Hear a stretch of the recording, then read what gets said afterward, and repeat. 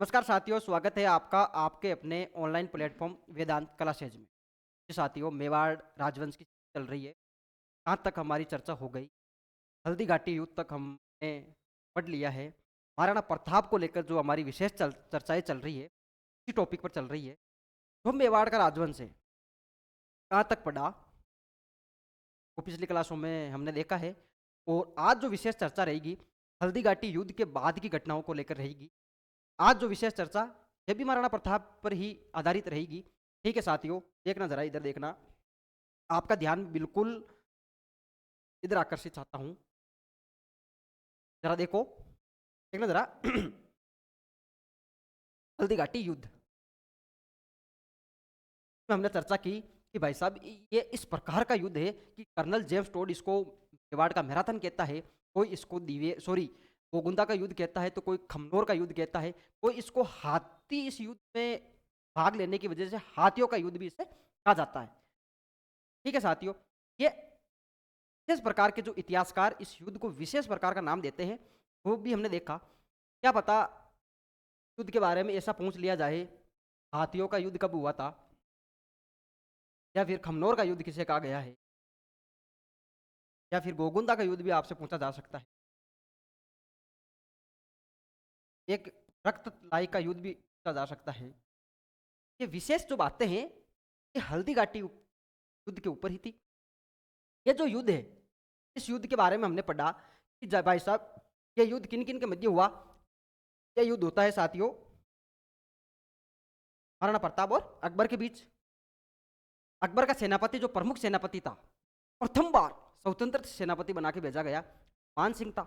इससे पहले हमने यह चर्चा की कि शांति अभियान या भेजे गए दूत, इनके द्वारा, अकबर के द्वारा महाराणा प्रताप को भेजे गए दूत, जिसको अन्य भाषाओं में अगर बोलूं या अन्य तरीके से मैं अगर बोलूं तो उनको शांति दूत के रूप में बोल सकता हूं कि भाई एक काम जो शांतिपूर्वक तरीके से हो, जिसमें लड़ाई झगड़ा करने की या युद्ध करने की कोई भी गुंजाइश नहीं हो, अगर शांतिपूर्वक रूप से अगर किसी बात को समझा जाए, इस प्रकार से 4 शांति दूत भेजे गए या शांति अभियान भेजे गए। कौन कौन से भेजे गए, ये भी अपने चर्चा हुई थी कि भाई साहब, जम्मा भट्टो से आपने हमें कुछ बताया था और जम्मा भट्टो से सारी बातें आपने हमें बता दी। ठीक है साथियों, अब देखना जरा, हमने एक चर्चा की थी कि भाई शांति अभियान के बाद में जो हल्दी घाटी का युद्ध हुआ, हल्दी घाटी के युद्ध के बाद में अकबर के द्वारा भेजे गए महाराणा प्रताप के ऊपर अभियान या मेवाड़ पर भेजे गए अभियान कौन कौन से, इस अभियानों की विशेष चर्चा करना चाहूंगा साथियों। देखना जरा, मैं आपका ध्यान बिल्कुल इधर आकर्षित चाहूंगा। देखना, जैसे ही हल्दी घाटी युद्ध संपन्न होता है, जिसका कोई भी नतीजा नहीं निकला, किसी भी प्रकार का परिणाम नहीं निकलता है कि भाई महाराणा प्रताप जीतते हैं या फिर अकबर जीतता है। ये इतिहासकार किताबों में इस प्रकार की लैंग्वेज का प्रयोग करते हैं, प्रकार से टाइप करते हैं कि इस युद्ध का परिणाम नहीं निकला था। तो युद्ध कौन सा है? हल्दी घाटी का युद्ध। हल्दी घाटी के युद्ध में हमने ये चर्चा की कि भाई साहब, महाराणा प्रताप की ओर से हाथी कौन कौन से थे, या फिर अकबर की ओर से हाथी कौन कौन से थे, अकबर का घोड़ा कौन सा था, अकबर की सेना का नेतृत्व कौन कर रहा था, हरावल सेना क्या होती है, तंदावर सेना क्या होती है। ये सारी की सारी जो चर्चा थी साथियों, वो पिछली हमने क्लास में, आज विशेष प्रकार की ये क्लास रहेगी। और इसी विशेष प्रकार की क्लास में मैं देखना बताना चाहूँगा आपको, और आपको ये चीज़ दिखाना चाहूँगा, क्लियर रेंज के साथ आपको सारी बातें बताई जाएगी कि भाई साहब, जैसे ही हल्दी घाटी का युद्ध हुआ, इस युद्ध के बाद, इस युद्ध से पहले पहले जो शांति अभियान आए, उसके बारे में चर्चा की, युद्ध देख लिया। आज जो विशेष चर्चा रहेगी वो इसके ऊपर रहेगी कि भाई साहब, उसके बाद में अभियान कौन कौन से किए गए। इन अभियानों को लेकर साथियों ये विशेष प्रकार की चर्चा रहेगी। देखना जरा, जैसे युद्ध शांत होता है, युद्ध खत्म होता है, शांत क्या, युद्ध खत्म हुआ, युद्ध खत्म होने के बाद में अकबर शुभ सेना लेकर आता है। कौन आता है साथियों? अकबर शुभ आता है। देखना जरा, अकबर द्वारा अभियान। भाई अकबर शुभ क्या लेकर आ रहा है? मेवाड़ पर सेना लेकर आ रहा है।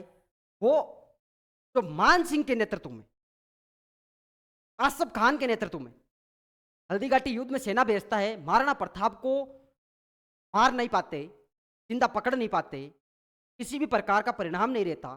सेना को, जो अकबर की सेना थी, उसको बुरी तरीके से महाराणा प्रताप द्वारा हराया जाता है या उनकी सेना द्वारा हराया जाता है।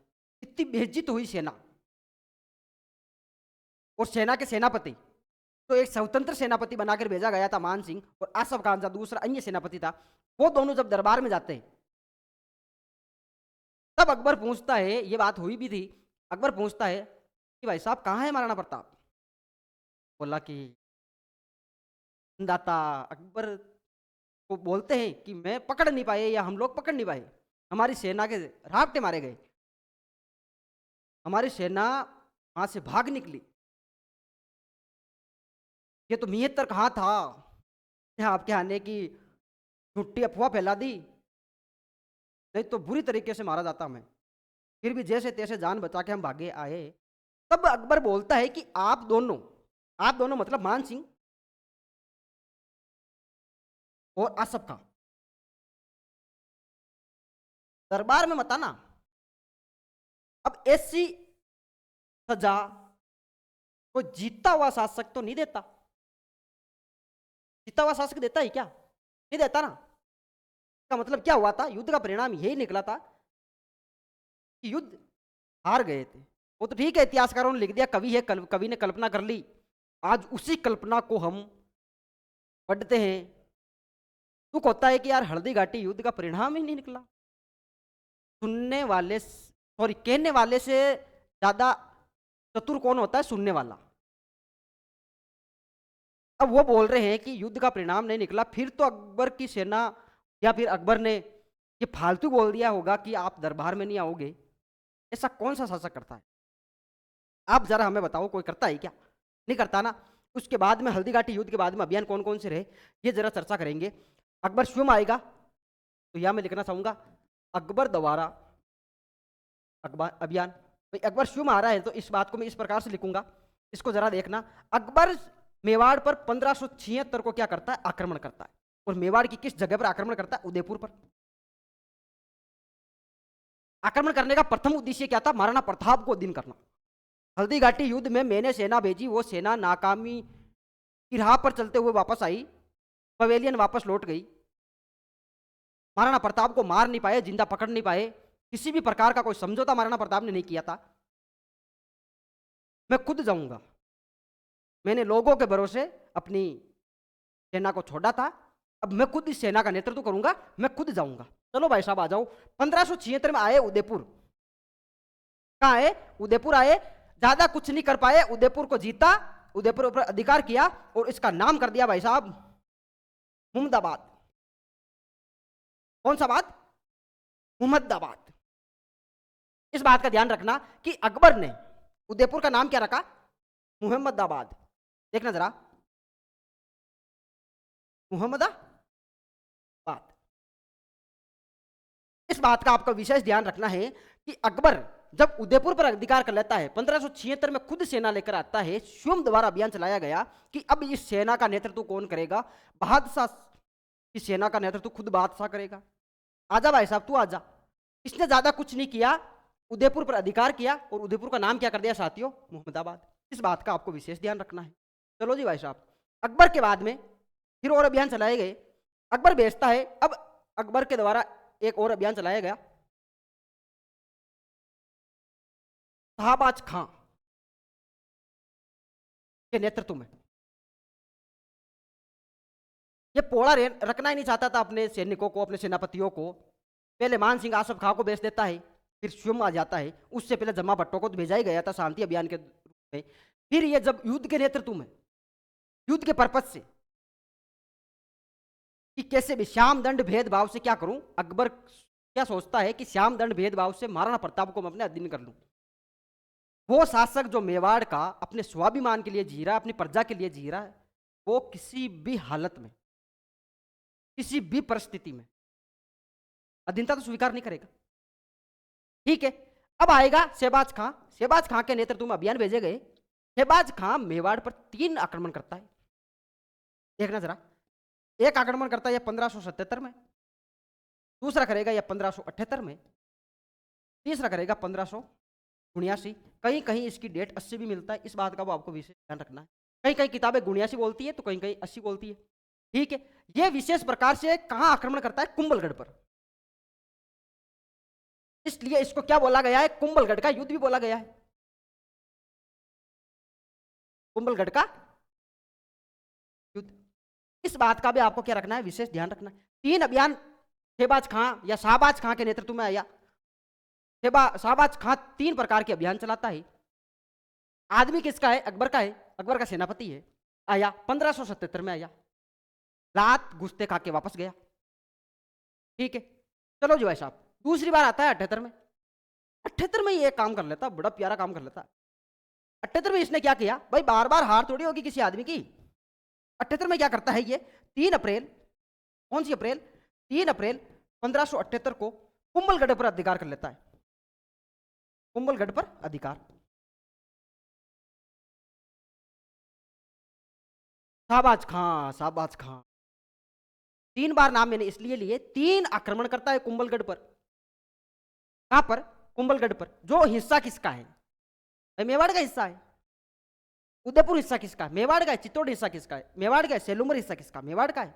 ये तो जब हम फर्स्ट क्लास ले रहे थे उसी टाइम में बोला कि जब भी मेरा मेवाड़ बोलना हो तो मेवाड़ के उन क्षेत्रों की मैं बात करूंगा, उन रियासतों की मैं बात करूंगा, या उन ठिकानों की मैं बात करूंगा जो मेवाड़ के अंतर्गत आते हैं। ठीक है साथियों, उसी प्रकार कुंभलगढ़ आया का मेवाड़। मेवाड़ का युद्ध भी बोला गया है। 3 अप्रैल 1578 को क्या करता है? दूसरे अभियान में। कौन से अभियान? दूसरे अभियान में क्या करता है? कुंभलगढ़ पर अधिकार कर लेता है। यह अधिकार करके कुंभलगढ़ पर अधिकार कर लिया। देखना जरा, 1578 का मैं कुंभलगढ़ का युद्ध बताना चाहूंगा। कुंभलगढ़ का युद्ध, मैं आपका ध्यान बिल्कुल इधर आकर्षित चाहता हूं मेरे भाइयों बहनों। देखना साथियों, ये कलर ले लेते हैं। देखो 1578 वाले की बात कर रहा हूं, जबकि अभियान तो 3 चले थे। 1577 में भी चला था, 1578 में चला था, और 1579 जो कहीं कहीं किताबों में 80 भी लिखा हुआ है। ठीक है, ये तीनों आपको समझ में आने चाहिए। 1578 में जब अभियान चला, दूसरा अभियान था 3 अप्रैल 1578, किसके नेतृत्व में चला? ये बातें अपनी हुई, फिर भी लिख लो, शाहबाज खां के नेतृत्व में। ठीक है भाई साहब, 3 अप्रैल 1578 को शाहबाज खां क्या कर लेता है? कुंभलगढ़ पर अधिकार।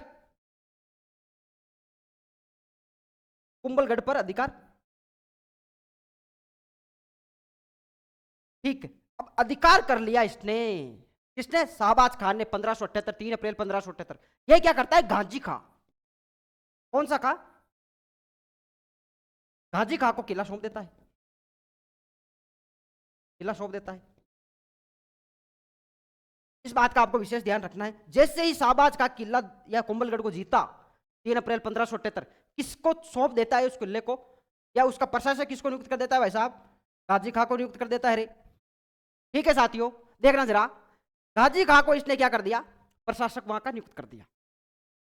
इस युद्ध के समय, इस युद्ध के समय भाई साहब आप बोलोगे महाराणा प्रताप कहां थे? आप तो शाहबाज खां की बात कर रहे हो, महाराणा प्रताप था कहां? देखो इधर देखो, कहां थे महाराणा प्रताप? जय बोलो महाराणा प्रताप की जय हो। देखना जरा, महाराणा प्रताप कहां थे भाई साहब? महाराणा प्रताप यहां क्या करते हैं? देखना जरा, इधर देखना, महाराणा प्रताप खुद इस युद्ध में नहीं रहते। किला किसको सौंप के चले जाते? भान सोनगरा को। किसको रे? भान सोनगरा। इस बात का विशेष ध्यान रखना कि जब 78 में शहबाज खां का दूसरा आक्रमण हुआ, महाराणा प्रताप क्यों का निकल गए? क्यों पहाड़ियों में निकल गए, और जो दुर्ग या किला है कुंभलगढ़ का, किसको सौंप कर चले गए? भान सोनगरा को। और खुद कहां निकल गए? खुद निकल गए साथियों कोलियारी गांव। कौन सा गांव? कोलियारी गांव। अब आप मुझे ये बोलोगे, या आप अपने मन में ये सोचोगे प्रदीप गलत बता रहा है। बिल्कुल वेदांत क्लासेज में गलत बताया जा रहा है, कि कोलियारी गांव की जो घटना है वो तो हल्दीघाटी युद्ध के बाद है। नहीं नहीं नहीं नहीं नहीं नहीं, ये हल्दीघाटी युद्ध के बाद की घटना नहीं है। हल्दीघाटी युद्ध के जस्ट बाद कोलियारी नहीं गए थे, पहाड़ियों में गए थे। ये जो कुंभलगढ़ का 1578 वाला युद्ध है, 2 साल बाद, हल्दीघाटी युद्ध के 2 साल बाद महाराणा प्रताप भान सोनगरा को ये सौंपते हैं कुंभलगढ़ का दुर्ग, और खुद कहाँ निकल जाते, कोलियारी गांव निकल जाते। ठीक है जी, ठीक है, मान लिया आपकी बात को, बहुत बहुत धन्यवाद। देखना जरा, वहां पहुंचे, कोलियारी गांव पहुंचे, कोलियारी गांव के बाद की घटना हमें बताओगे क्या? बिल्कुल बताएंगे, क्यों नहीं बताएंगे। कोलियारी गांव के बाद में आवरगढ़ को क्या बनाते हैं, आवरगढ़ को महाराणा प्रताप क्या बना लेते, अस्थायी राजधानी बना लेते, अस्थायी राजधानी बना लेते। राजधानी बनाई किसने? दादोसा ने। दादोसा, अपने दादोसा कौन रे? महाराणा प्रताप। महाराणा प्रताप ने। ठीक है भाई साहब, बहुत गजब बता रहे हो, बहुत ही गजब बता रहे हो, बहुत ही गजब बताया जाएगा। आवरगढ़ को स्थायी राजधानी बनाया। उससे पहले हमने क्या देखा, तो कुंभलगढ़ का 1578 वाला शाहबाज खां के नेतृत्व में जो अभियान चला था, उस अभियान में क्या होता है, 3 अप्रैल 1578 को कुंभलगढ़ पर अधिकार कर लेता है कौन? ये गेलसपा आदमी। बिल्कुल एक प्रकार का गनचक्कर है। क्यों गनचक्कर है? क्योंकि अकबर की सेना में रहने वाले सभी गनचक्कर है। ठीक है, ये क्या करता है, कुंभलगढ़ पर अधिकार कर लेता है। 3 अभियान इसके द्वारा चलाए गए। 3 अभियान आपको ध्यान रखना है, 77, 78, 79, कहीं कहीं किताबें 80 बोलती है। ठीक है जी, ठीक है। 78 का जो दूसरा अभियान था, 3 अप्रैल 1578 को चलाया गया, कुंभलगढ़ पर अधिकार कर लेता है। खुद वहां नहीं रुकता, गाजी खां को वहां का क्या कर देता है, प्रशासक नियुक्त कर देता है, या फिर किले को उसको सौंप देता है कि भाई साहब मन टाइम यार, मैं तो अकबर का राइट हैंड हूं, मैं तो अकबर का, और ये तो लेफ्ट है, मैं तो राइट हैंड हूं, मैं कहा जाऊं, वापस अकबर के पास जाऊं और उसको खबर दूं कुंभलगढ़ हो गया अपना। क्या पता पीठ थपथपाएंगे, उसको यह पता नहीं थप्पड़े मारेगा वो, और ये बोलेगा कि तू गया कहा था, अकबर को पकड़ने भेजा, तू कुंभलगढ़ को अधिकार करके आ रहा है। मुगाम्बो कुछ होगा क्या? मुगाम्बो कुछ नहीं होगा। ठीक है, 3 अप्रैल 1578 कुंभलगढ़ पर अधिकार करता है, गाजी खां को वहां का प्रशासक नियुक्त कर देता है। महाराणा प्रताप क्या करते हैं, उस युद्ध में भान सोनगरा के नेतृत्व में कुंभलगढ़ सौंप कर खुद कोलियारी निकल जाते हैं। कहां निकल गए? कोलियारी। आवरगढ़ को अस्थायी राजधानी बना ली। अस्थायी राजधानी किसको बनाया? आवरगढ़ को। देखना जरा, आवरगढ़ को क्या बना ली साथियों? अस्थायी राजधानी बना ली। अगर मुझे प्रशासन चलाना है, फिर मुझे एक जगह चाहिए, मेरी सेना को रखने के लिए जगह चाहिए। मेरा परिवार है भाई साहब, महाराणा प्रताप मेरा परिवार है, मुझे सेना को रखना है, मेरी प्रजा को रखना है, मेरे साथियों को रखना है, मेरा बेटा जो अमर सिंह है उसको रखना है, उसकी मम्मी को रखना है, मेरी अन्य महारानियों को रखना है। तो मैं क्या करता हूं, आवरगढ़ को अस्थायी राजधानी बना लेता हूं। तो फिर स्थायी भी बनाओगे क्या? जी बिल्कुल बनाएंगे, 85 आएगा, स्थायी भी बना लेंगे, टाउन को बनाएंगे, बनाएंगे। ठीक है, ये इस बात का विशेष ध्यान रखना, अस्थायी राजधानी महाराणा प्रताप ने किसको बनाया? आवरगढ़ को बनाया। ठीक है, कोलियारी गांव की घटना भी आपको ध्यान रखनी है। ठीक है साथियों, अब देखना जरा, अब मैं आपको बताना चाहता हूं, यहीं से इसी युद्ध के समय की घटना बताऊंगा। यहीं से महाराणा प्रताप कहां निकले, आवरगढ़ को अस्थायी राजधानी बना के सॉरी, इधर जा रहे थे। कहां जा रहे थे साथियों? इधर। इधर है जगह, कहां है? गुजरात। आपने बताई गुजरात, इधर में क्या है साथियों? बताना रे, बताना। महाराणा प्रताप का सासरा, ससुराल। महाराणा प्रताप का सासरा कहां है या ससुराल कहां है? इधर है। इधर जा रहे थे, इधर इस वजह से जा रहे थे कि यार जो मेवाड़ है, प्रारंभ से लेकर अब तक मेरे दादा मेरे दादा, परदादा, मेरे पिता, मेरे भाई, सारे के सारे मतलब मेवाड़ के जितने भी राजा हुए, वो किसी न किसी प्रकार से युद्ध में उलझे रहे। धन संपत्ति जो थी वो अब स्थायी रूप से हमारे पास है नहीं, हमारे जेब में 5 रुपए नहीं है अभी, लेकिन दिल में जज्बा है, अकबर की अधीनता स्वीकार करेंगे नहीं। तो थोड़ा धन संपत्ति भी चाहिए, सेना को रखना है, खाना देना है, राशन पानी की व्यवस्था करनी है। इतनी धन संपत्ति नहीं है अभी फिलहाल कि मैं क्या कर सकूं, निरंतर अकबर से युद्ध कर सकूं। इसलिए मुझे क्या चाहिए, कुछ थोड़ा धन चाहिए। उसी थोड़े धन के चक्कर में ससुराल गए, लेकिन ससुराल के बीच में देखो यहां से निकले सॉरी आवरगढ़ से निकले, जगह कहाँ है भाई साहब, मेवाड़ में है। यहां से निकले, इसी रास्ते से जा रहे थे, बेलपूरी खा रहे थे, बीच में गांव पड़ा चूलिया। कौन सा रे? चूलिया। कौन सा? चूलिया। यहीं पे बता देना चाहता हूं, चूलिया जलप्रपात की बात चंबल नदी पर है। कौन सी नदी पर है? चंबल नदी पर ये एक प्रपात है, झरना है, चूलिया जलप्रपात। चूलिया जगह पड़ी बीच में, इधर जा रहे थे, आवरगढ़ मेवाड़ से निकले, यहां से निकले, धर्मचला दुर्कूचा, यहां से निकले, यहां पहुंचे। यहां पहुंचते पहुंचते बहुत ही प्यारे आदमी से क्या हो गई? मुलाकात हो गई। आदमी बड़ा दिलदार सा भाई साहब, बामासा। कौन से सा? बामासा। बामासा से मुलाकात हो गई। बामासा बोलने लगे, आप तो महाराणा प्रताप हो, क्या ऊंचे ऊंची कद काटी के शरीर वाले। चेतक था नहीं, दूसरे घोड़े पर जा रहे थे। भाई चेतक की तो बात हो ही गई थी, ठीक है। आप महाराणा प्रताप हो, बेटो आओ चाय पानी पीते हैं। बेटे, महाराणा प्रताप जो बहुत ही विशेष परिस्थितियों से गुजर रहे थे, धन संपत्ति की वजह से अपनी सेना को रखना, परिवार को रखना है, पूरी प्रजा का देख रेख करनी है। कुंभलगढ़, मेवाड़, उदयपुर पर बार बार आक्रमण हो रहे हैं। हल्दीघाटी युद्ध के बाद में अकबर रुकने का नाम नहीं ले रहा। तो अकबर के पास तो भाई धन संपत्ति की कमी थोड़ी थी, लेकिन इधर जज्बा था भाई साहब, हौसला था, हौसला बुलंद था। कुछ भी हो, कुछ भी नहीं हो, युद्ध करेंगे, सामना करेंगे, हारेंगे तो नहीं। ये महाराणा प्रताप की नीति थी। जैसे ही निकले, चूलिया में मुलाकात किनसे हुई? बामासा। कौन से साथियों? बामासा। बामासा ने बोला, प्रॉब्लम बता दो, प्रॉब्लम क्या है? बोले इधर जा रहा हूं, तो धन संपत्ति की वजह से जा रहा हूं, और जो प्रॉब्लम है भाई धन संपत्ति को लेकर है, तो बोला मैं पैसे देता हूं। आपको आप हार मान नहीं रहे हो, और माननी भी नहीं है। अगर पैसों की बात है, मैं देता हूं, मैं इतने पैसे दे दूंगा कि आपकी 25,000 की फौज 12 साल तक क्या कर सकती है? जीवन निर्वाह कर सकती, इतना धन दे दूंगा।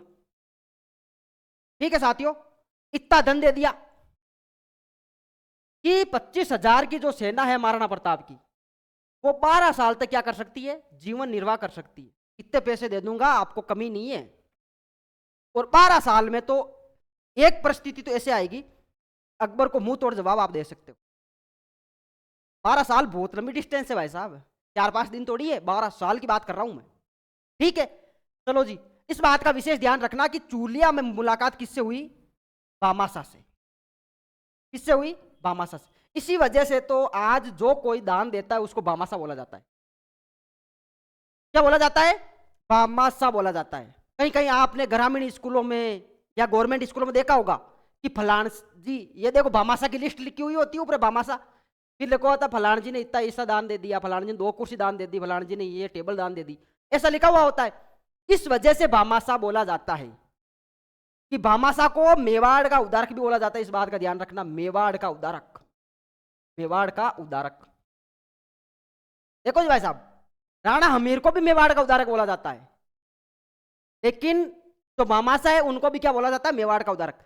वही इनके भाई थे ताराचंद जी, देखना जरा अगली स्लाइड में देखते हैं।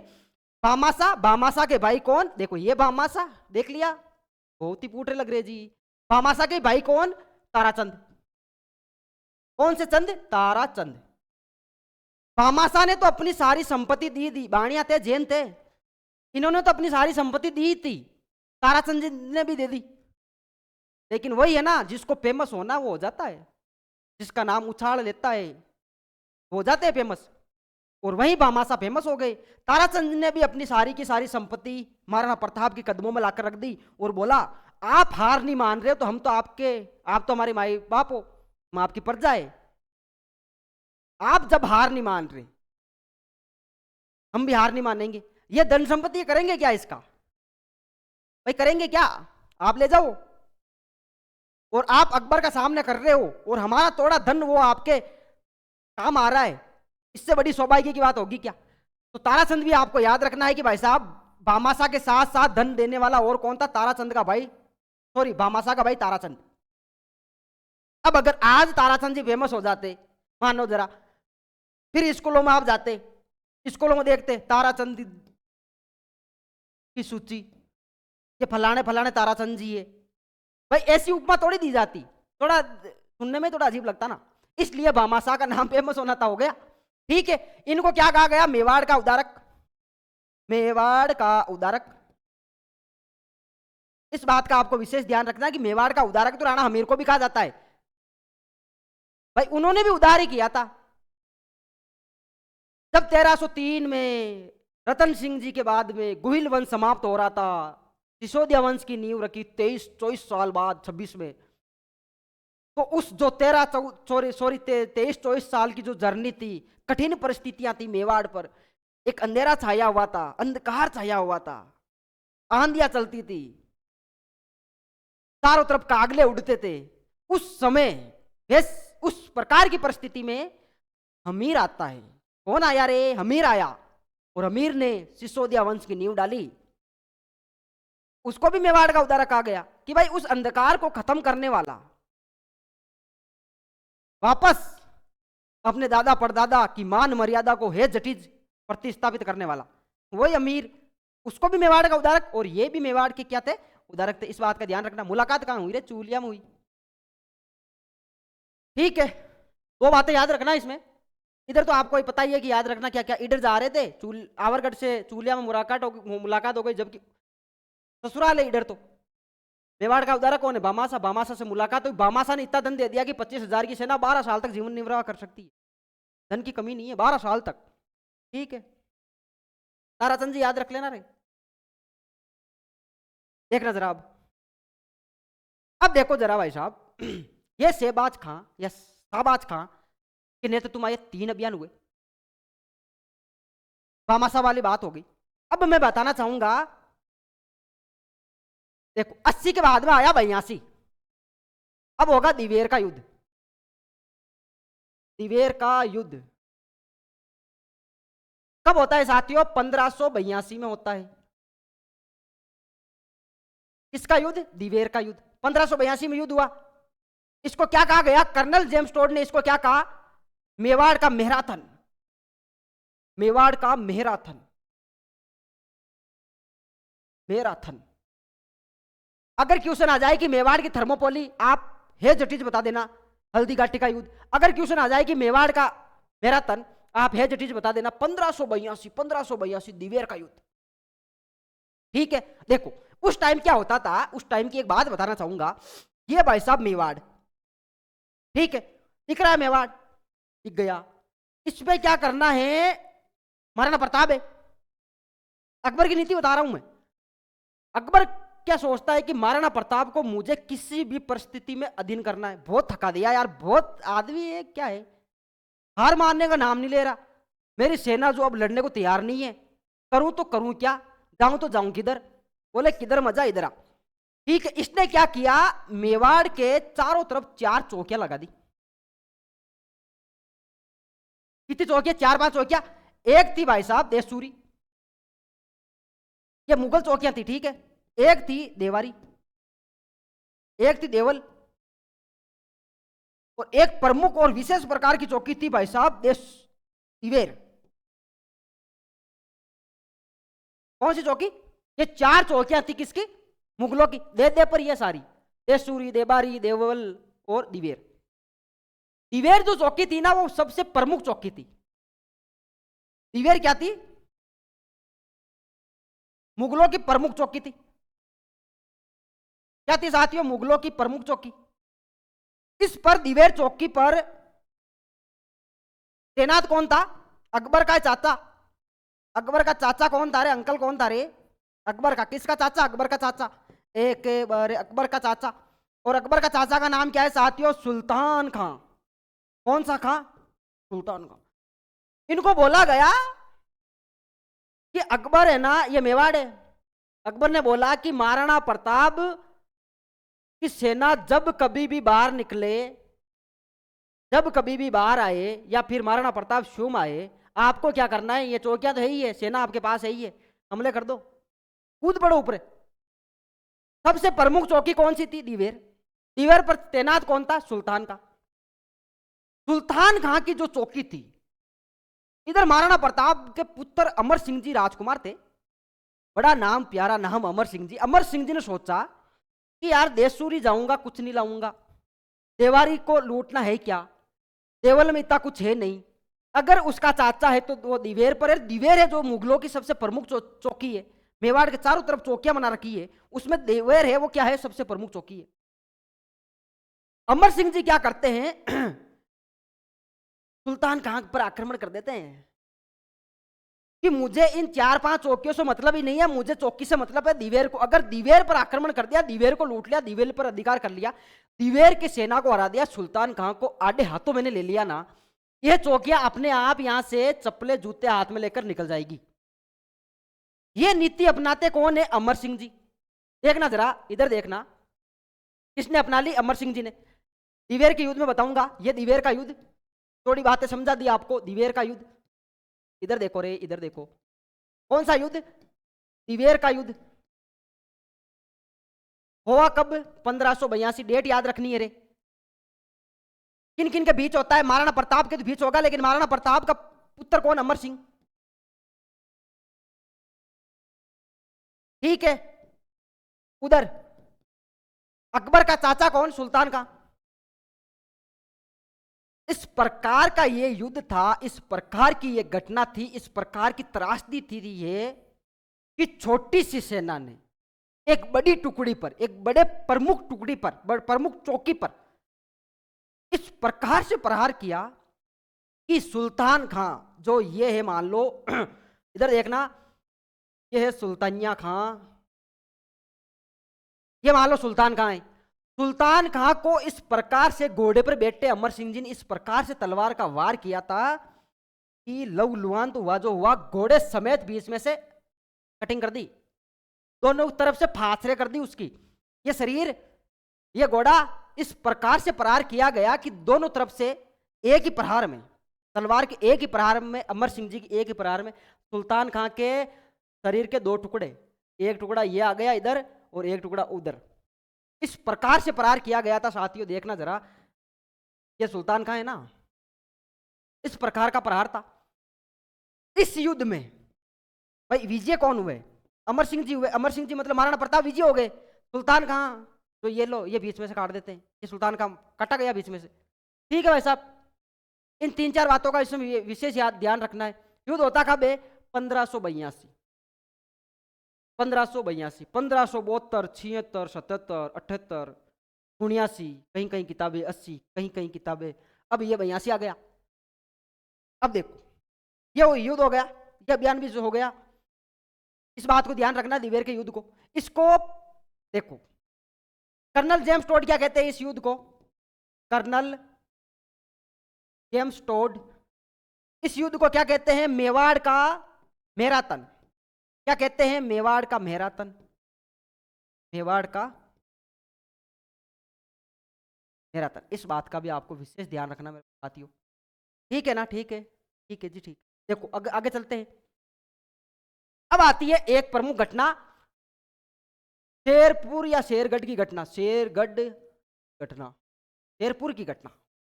कौन सी घटना साथियों, शेरपुर की घटना। अब जब हार था के चारों तरफ से किसी प्रकार का कोई सहयोग नहीं, जो सेना जाए लात घुसते खा के वापस आए। हल्दी घाटी युद्ध में मान सिंह के थपड़े पड़ी, उधर आसफ खां के थपड़े पड़ी, शहबाज खां गया, ज्यादा कुछ नहीं कर पाया, कुंभलगढ़ पर अधिकार कर लिया। अकबर महाराणा प्रताप हाथ आ नहीं रहा है, ना अमर सिंह हाथ आ रहा है, सेना को भारी क्षति पहुंचाया नहीं जा रहा है। भामाशा जैसे आदमियों ने सहयोग कर दिया।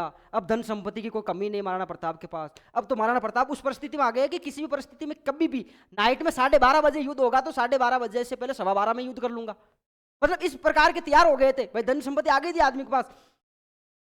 अकबर ने सोचो यार, जो जा रहा है मार खा के वापस आ रहा है, मैं कुछ नहीं करता हूं, मैं एक काम करता हूं, मैं क्या करता हूं, किसी और को बेचता हूं।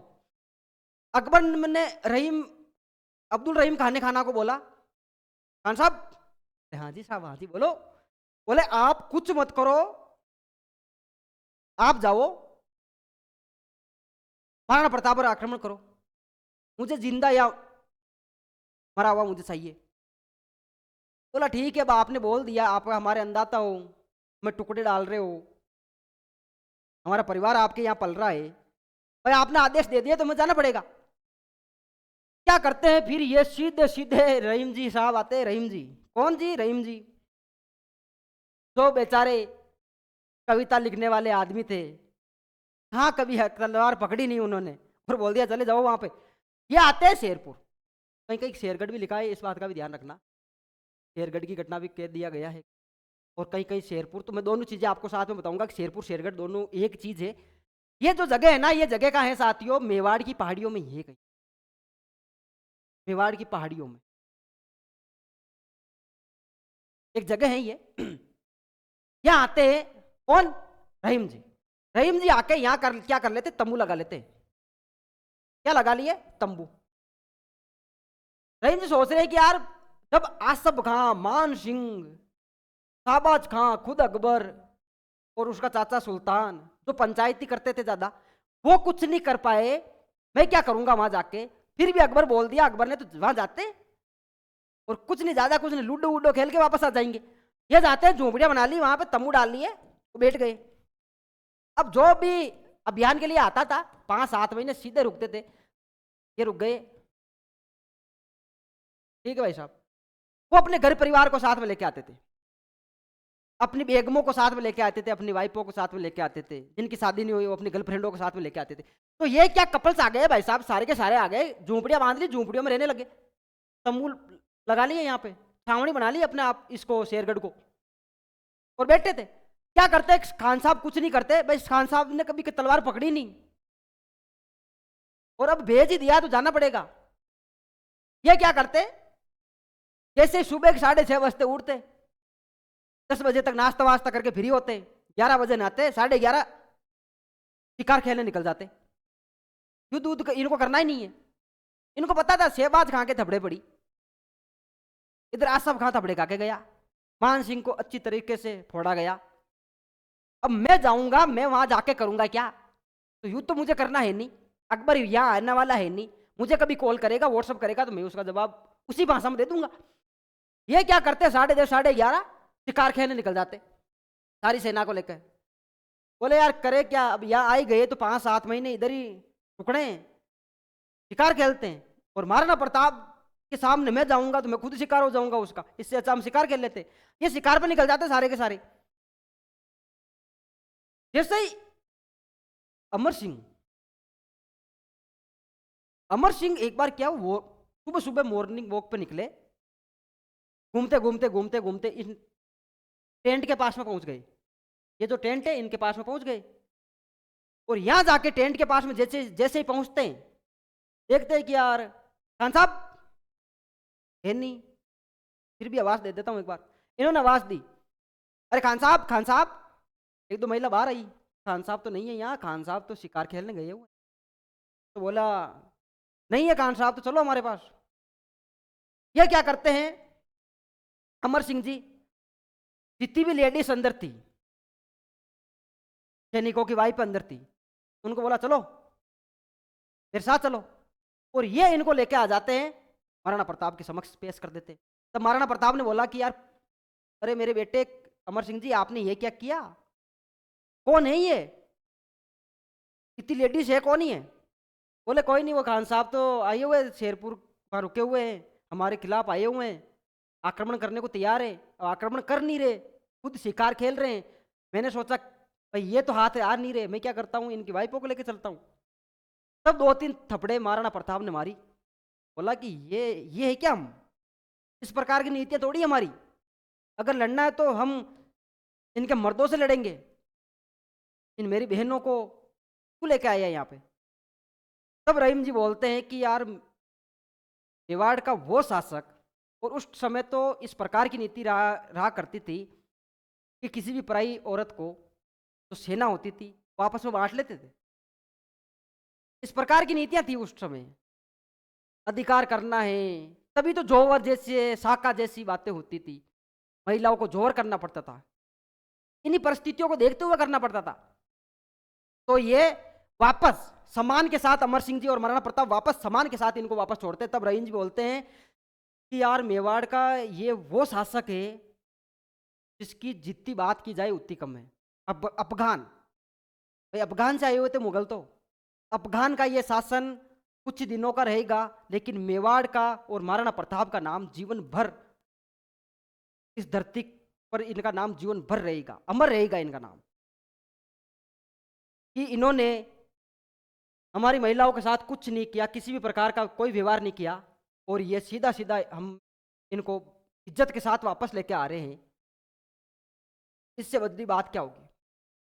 तब अकबर एक बार बोलता है इनको अब्दुल रहीम, देखो आया कौन था इसका का भी ध्यान रखना, आया कौन था रे? अब्दुल रहीम खान, अब्दुल रहीम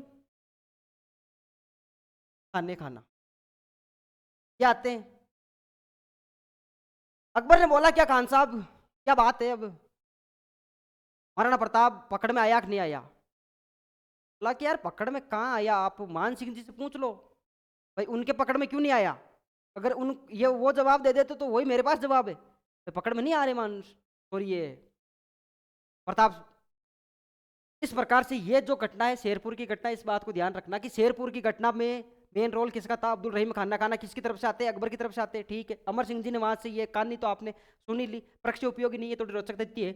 इसके बाद में मैं बताना चाहूंगा अंतिम जो अभियान होता है वो होता है जगन्नाथ कछावा के नेतृत्व में। किनके नेतृत्व में साथियों? जगन्नाथ कछावा के नेतृत्व में ये जो अभियान हुआ, ये अभियान कब हुआ साथियों? 1585 में ये अभियान लेकर आते हैं। ये थे कौन? तो ये आप बता देना, मान सिंह जी के काकोसा थे। मान सिंह के कौन थे? ये चाचा थे। ये जो अंतिम अभियान है किनका है? महाराणा प्रताप के खिलाफ अकबर का अभियान है। इस अभियान में ज्यादा कुछ नहीं कर पाए। जैसे ये मेवाड़ पर आक्रमण करते हैं, महाराणा प्रताप सोचते हैं यार रोज रोज का क्या है, छाती कुटा है, एक ही बार में क्लियर करता हूं। ये बार बार अभियान चला रहे हैं मेवाड़ पर। विपक्ष में महाराणा प्रताप आक्रमण करते मालपुरा, कौन सी जगह? मालपुरा, जो किसके अंडर आ रही है भाई? जयपुर या ढूंढाड़ रियासत, आमेर रियासत के अंडर में आ रही है मालपुरा ठिकाना। और मालपुरा ठिकाना पर क्या कर लेते हैं? अधिकार कर लेते हैं। कौन? महाराणा प्रताप। वापस सेना का, भागती हुई सेना का पीछा करते हैं महाराणा प्रताप, और क्या करते हैं? किस पर अधिकार कर लिया? मालपुरा पर। किसने? महाराणा प्रताप ने। महाराणा प्रताप ने किस पर? मालपुरा पर, जो किसका ठिकाना है? एक जगह किसकी है? आमेर की।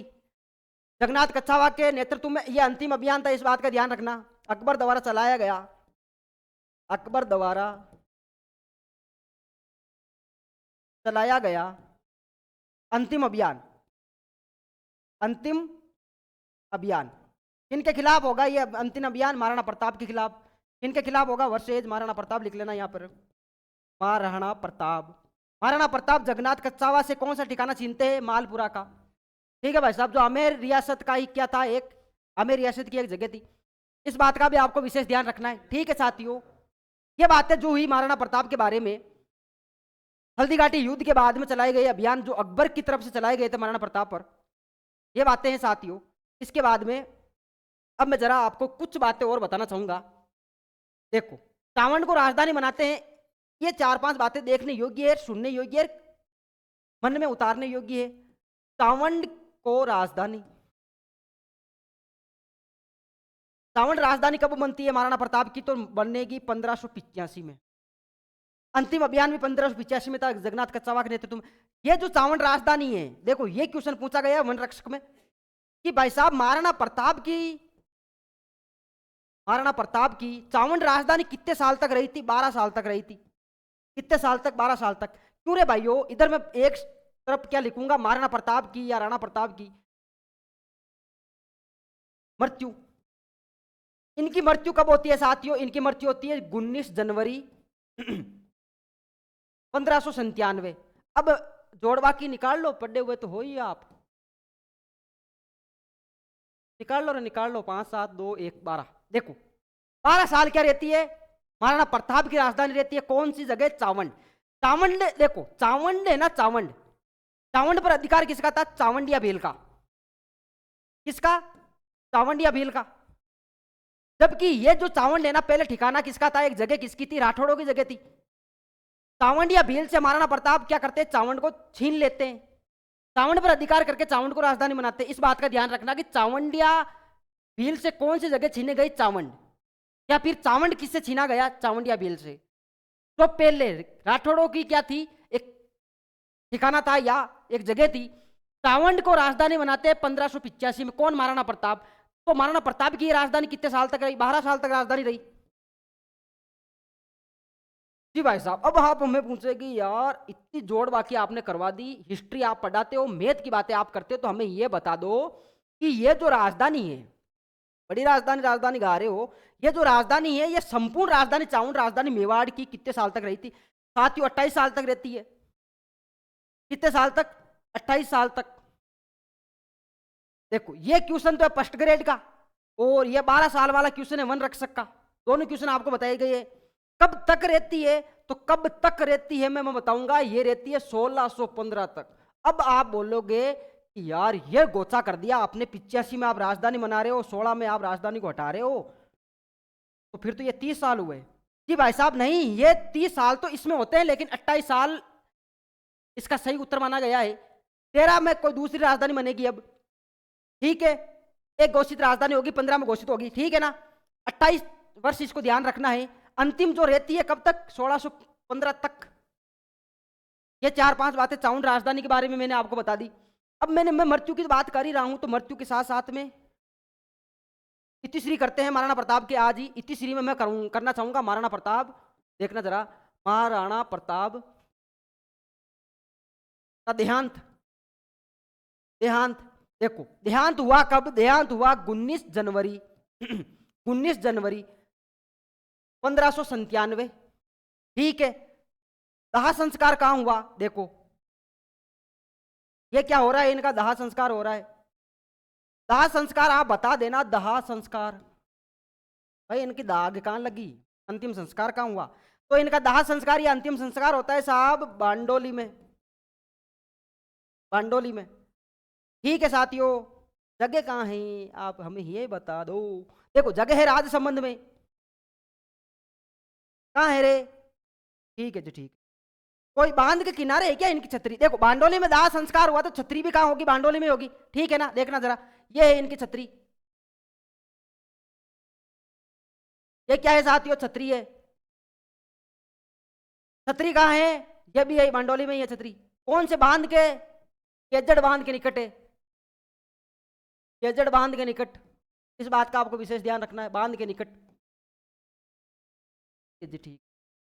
इन 4-5 बातों को भी आपको विशेष ध्यान रखना। मृत्यु हो कब रही है, 19 जनवरी 1597। दाह संस्कार कहां किया गया, पांडोली, वहीं क्या होगी, इनकी छतरी होगी, है कहां, केजड़ बांध के निकट। जगह कहां है, राजसमंद में, ठीक है। ये 4-5 मैंने बातें बता दी आपको महाराणा प्रताप के दाह संस्कार के बारे में। अब अगर कोई पूछ ले कि दाह संस्कार भाई मृत्यु हुई कैसे, तो आप बता देना कि भाई धनुष, धनुष से धनुष, धनुष की वो रस्सी बांध रहे थे, उस समय धनुष टूटी और यही मतलब सीने में कहीं इनके वो धनुष लग गई, इस वजह से उनकी क्या हुई, मृत्यु हो गई, ठीक है। ओके जी, ओके। देखो कुछ 2 बातें मैं बताऊंगा यार, उनको आप अच्छे से सुनना। देखो एक मैं बताना चाहूंगा कन्हैयालाल सेठिया के बारे में। इनकी एक रचना है, रचना का नाम है पित्तल पातल, पित्तल और पातल। इसमें पित्तल किसको कहा गया है, पृथ्वीराज राठौड़ को कहा गया है। किनको कहा गया है, पृथ्वीराज राठौड़ को। और पातल किनको कहा गया है, महाराणा प्रताप को, महाराणा प्रताप को, ठीक है। ये महाराणा प्रताप के बारे में रचना थी, ठीक है साथियों। अगर कोई पूछ ले कि कन्हैयालाल जी थे कहां के, तो आप राजी खुशी बताना सुजानगढ़ के थे। कहां के थे, सुजानगढ़ के। सुजानगढ़ कहां है साथियों, चूरू में। जी भाई साहब, और कुछ बताओगे, बिल्कुल बताएंगे। एक मैं बताना चाहूंगा दुर्सा अड्डा के बारे में। किनके बारे में, देखो ये कलर आपको दिखेगा नहीं, इसकी आपकी सहूलियत के लिए ये कलर लेके आते हैं। कौन से जी, दुर्सा अड्डा। कौन से अड्डा, दुर्सा अड्डा। दुर्सा अड्डा की एक रचना है, रचना का नाम है साथियों, महाराणा प्रताप के लिए वो रचना है विरुद्ध छत्री, विरुद्ध छत्री। यह किसके लिए रचना है, महाराणा प्रताप के लिए रचना की गई है। महाराणा प्रताप के बारे में बताया गया है इसमें। किनकी रचना है, दुर्सा अड्डा की। बता दो जी कहां है, धंधोली के थे ये, धुंधोल के थे। कहां के थे, धुंधोल के थे। धुंधोल जगह कहां है साथियों, जैतारण के पास में जगह है। ओके, ये 5-7 बातें हो गई अपने महाराणा प्रताप को लेकर। यही इतिश्री होता है महाराणा प्रताप का। महाराणा प्रताप का राज्याभिषेक से लेकर महाराणा प्रताप की मृत्यु तक और महाराणा प्रताप के बारे में जो जो इतिहासकारों ने जो रचना की है, उन रचनाओं के बारे में मैं आपको बता चुका हूं। ठीक है साथियों, इनके बाद में मेवाड़ के राजवंश को लेकर अगले जो राजा रहेंगे वो रहेंगे अपने सीधे सीधे अमर सिंह जी। और अमर सिंह जी के बारे में हमने वैसे तो बहुत कुछ पढ़ ही लिया है, बातों बातों में उनको अच्छे से देखा भी है, जाना भी है। शासक तो थे कैसे, बहुत अच्छे थे और बहुत अच्छे शासक बनने योग्य थे। अभी तो राजकुमार के बारे में चर्चा हुई है, बहुत अच्छे शासक बनेंगे। ठीक है साथियों, इसके बाद में जो भी क्लास रहेगी वो नेक्स्ट क्लास में रहेगी, जो भी विशेष प्रकार की चर्चा रहेगी वो नेक्स्ट क्लास में रहेगी। ठीक है साथियों, स्वस्थ रहना और हमेशा हमेशा वेदांत क्लास के साथ जुड़े रहना। ठीक है साथियों, धन्यवाद। जय